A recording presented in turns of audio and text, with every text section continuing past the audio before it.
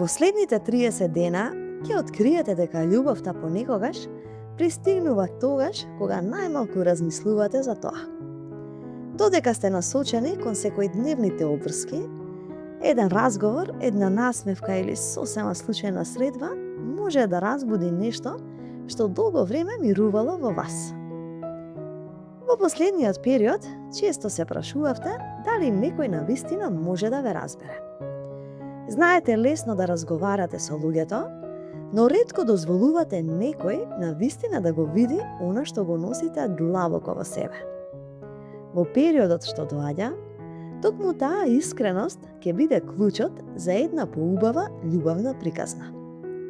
Ако сте слободни, можно е ново познанство да започне многу едноставно, без големи ветувања, без драматични моменти.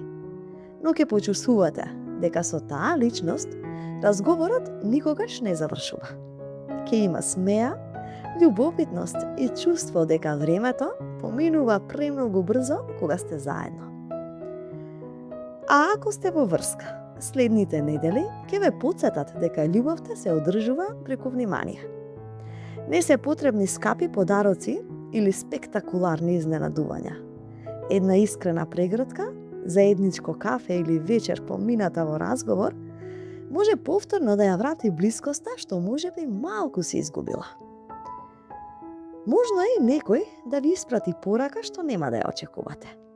Пред да одговорите, не брзајте.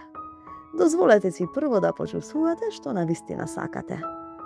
Не секоја врата што повторно се отвара, треба повторно да се помине. Во овие 30 дена ќе почнете повеќе да му верувате на своето срце, отколку на туѓите мислења. Ќе сватите дека никој друг не може да ви каже кој е вистинскиот избор за вас. Љубовта не е надпревар, ниту нешто што треба да го објаснувате на другите. Можно е некоја личност да ви изненади со искреност што одамна не сте ја почувствувале.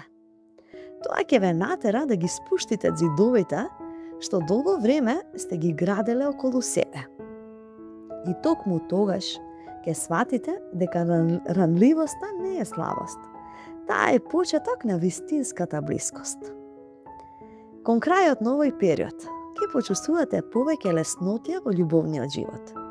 Ќе престанете да анализирате секој збор и секоја порака. Наместо тоа ќе почнете да уживате во моментите што ги живеете. И секако запомнете, не барајте личност што ќе би го направи животот совршен. Побарајте некој со кого и обичните денови ќе станат посебни. Во следните 30 дена дозволете си повторно да верувате во убавите случајности.